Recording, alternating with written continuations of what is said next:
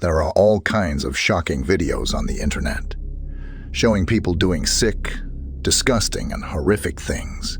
For some reason, people watch the videos and then post their reactions on YouTube. Perhaps you've heard of some of the shock videos. They usually have weird titles like 3 guys, 1 crowbar, 2 girls, 1 poop, and 1 man, 1 cactus. I've watched every one of them. But today I watched one video that is more disturbing than all the rest put together. The title of the video is 1 Guy 2 Spoons. You're probably already wondering what it's about. But let me assure you, it's far more disgusting than anything you can think of. It shows a man using 2 spoons to pop out his eyeballs. Yes, that's right. He actually digs in behind his own eyeballs and pops them out of his head using spoons. When I watched the video, I was so disturbed by it that I almost threw up. As sickening as the video was, I forced myself to watch it to the end. I wish I hadn't. Here's a good piece of advice for you. Be careful what you watch, because that which you see can never be unseen. When the video was over, I heard my mom calling me from downstairs, telling me the dinner was ready. I raced downstairs and took a seat at the kitchen table. My father was reading the newspaper. My mother was setting the table. "That's odd," my father remarked. "This article claims there's a new viral video going around on the internet. They say it's dangerous. Apparently it causes anyone who sees it to go insane and try to pop out their own eyeballs." My father broke off and looked up. "Oh my God," my mother screamed. "Oh my God, what have you done?" But it was already too late. I could feel the spoons in my hands, but I couldn't see a thing. There were 2 twin brothers named Ricky and Bobby who enjoyed playing baseball. Ricky was always the pitcher, and Bobby was always the second baseman. One day they were sitting on the couch when Ricky wondered aloud, "Do you think they play baseball in heaven?" "I don't know," replied Bobby. "Is there a way to find out?" asked Ricky. "I have an idea," replied Bobby. "How about if one of us ever dies? He has to come back and tell the other if there is baseball in heaven." "Okay, it's a deal," Ricky agreed. A few days later, Ricky was cycling down the road when he was hit by a car. He died on the way to hospital. Bobby went to the funeral and cried for days. A week later, he was visited by the ghost of his dead brother. "Have you come to tell me if they play baseball in heaven?" Bobby asked. "Well, I have good news and bad news," said Ricky. "The good news is that they do play baseball in heaven. The bad news is that you are scheduled to pitch tomorrow." A husband and wife were at home one evening when they heard a knock on the door. When they went to answer it, there was a strange gentleman standing on the doorstep. He was dressed in an expensive black suit, and he was holding a large briefcase. "I wonder if I might have a few moments of your time," he said. Assuming he was a traveling salesman, they invited him in. The gentleman placed his briefcase down on the kitchen table and took something out. It was a box with a single red button on the top. He handed the box to the husband and wife. "Today is your lucky day," he said in a calm tone. "You have an opportunity to become rich beyond your wildest imagination. If you press this button, you will receive $1 million in cash. There is just one catch. Someone you don't know will die." Saying that, the gentleman opened his briefcase and showed them the stacks of money inside. The gentleman told them he would return the next day to collect the box. After he left, the husband and wife discussed the box. They argued for hours. Eventually, they decided to press the button. Nothing happened. The next day, the gentleman came back. He took the box, and in exchange, he gave them $1 million. As he was about to leave, the husband asked, "Did someone really die?" "Of course," the gentleman replied. "It happened last night, in a distant place. Someone you don't know died." The husband felt guilty. His conscience was eating at him. "One more question," he said. "Yes? What do you want to know?" said the gentleman. "What are you going to do with the box now?" The gentleman smiled and said, "I'm going to give it to someone who doesn't know you." Samantha had two best friends named Jenny and Amber. Her father was taking her on a weekend vacation, and she invited them to come along. Her family owned a cabin in the woods, and on Friday evening, her father drove the girls up there. "See that lake?" asked Samantha when they arrived. "That's Lake Samantha.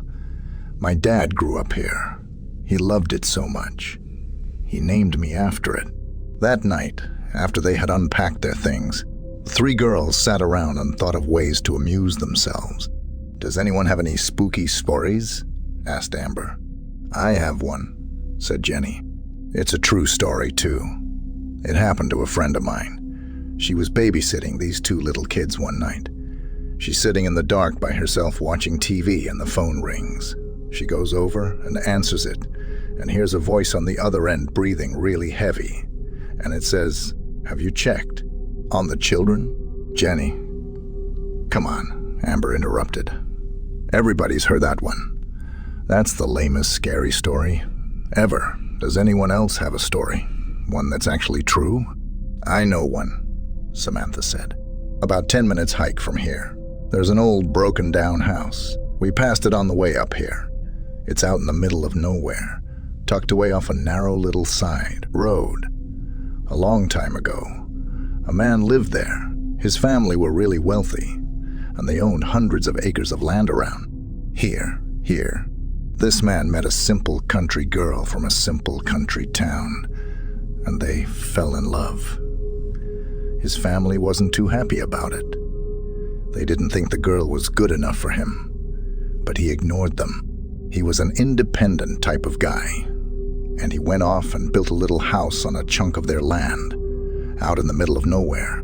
He married this girl, and everything was wonderful. They had a daughter, and eventually they had a son. This is where the story starts to go bad.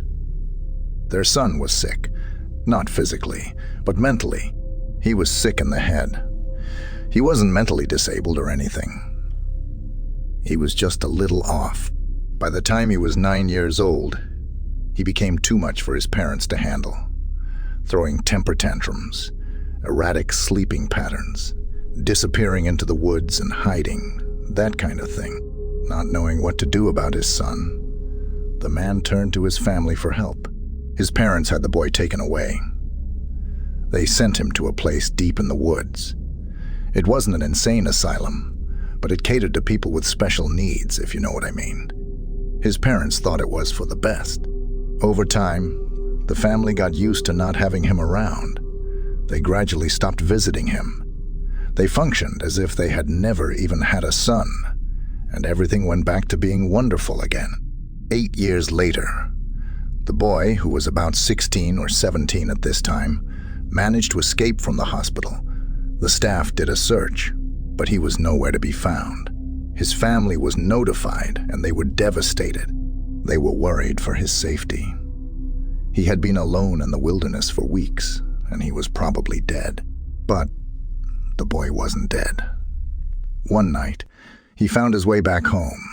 He crept into his house and, one by one, he slaughtered his entire family, his father, his mother, his sister, all of them chopped to pieces.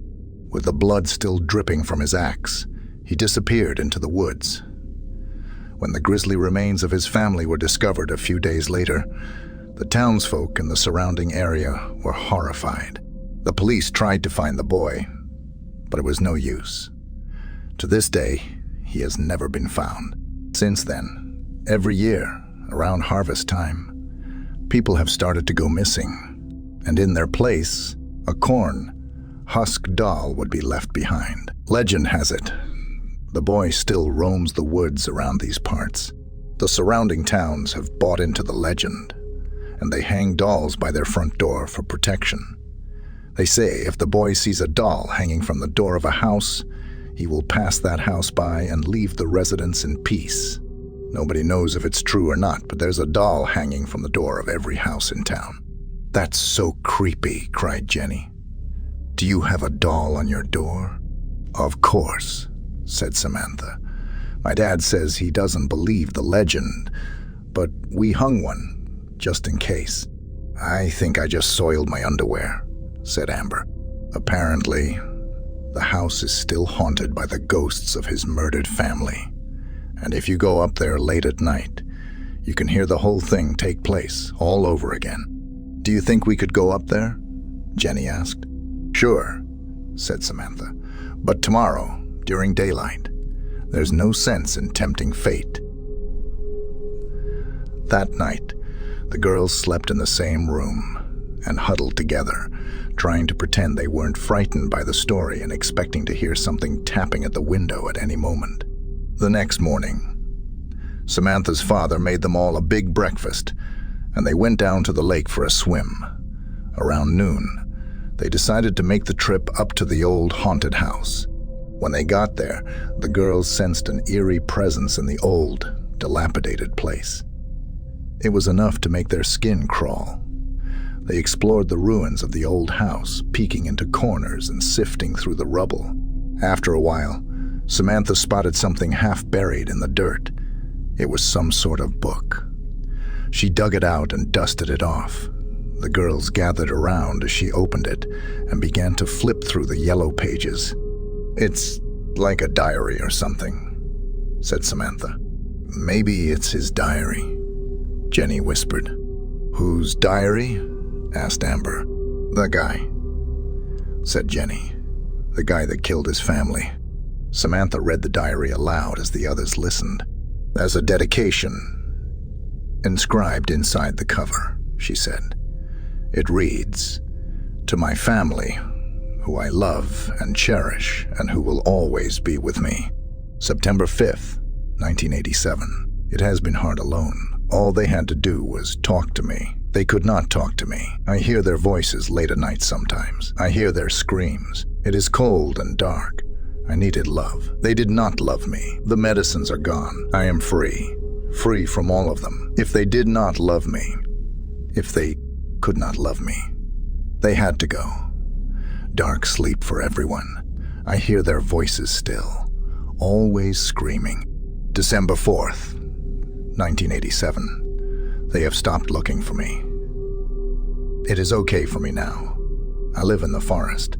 I chase down the animals and put them in dark sleep, just like Mom and Dad and Sis. I visit my old house at night. I listen to the voices. At least they talk to me now. October 3rd, 1995. I left the forest years ago and moved to a small town nearby. Nobody recognizes me. No one knows who I am. I hear people telling my story sometimes. It makes me laugh inside. They all fear me. I still go to the forest sometimes. I spend the nights in my old house. Mom and Dad still talk to me. They say they are very proud of me. November 2nd, 1998. Life has been good. I found a job. I bought a house. I met a girl. She is very quiet and pretty. She is very quiet and pretty. Sometimes I take her to the forest. She likes it. I let Mom and Dad see her. They like her. July 1st, 2000. Today is a great day. I have a baby now.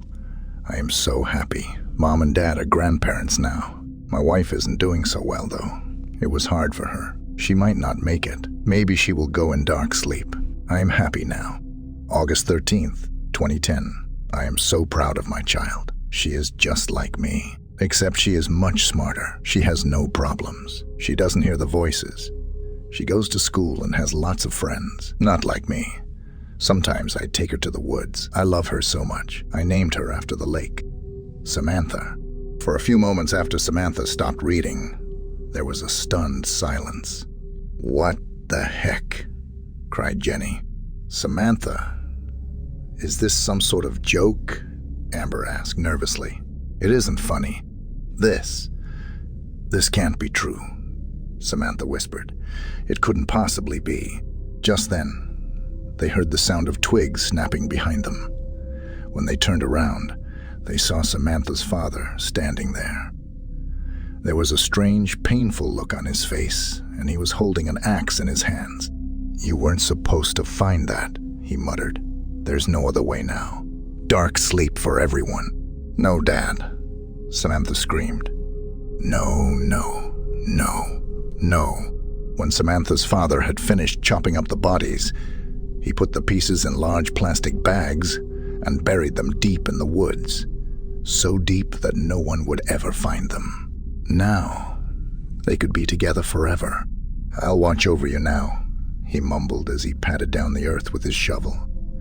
"You may not understand now, but you will in time. This is the only way for us to be together. Dark sleep forever. We all stay together. Dark sleep forever. We all stay together."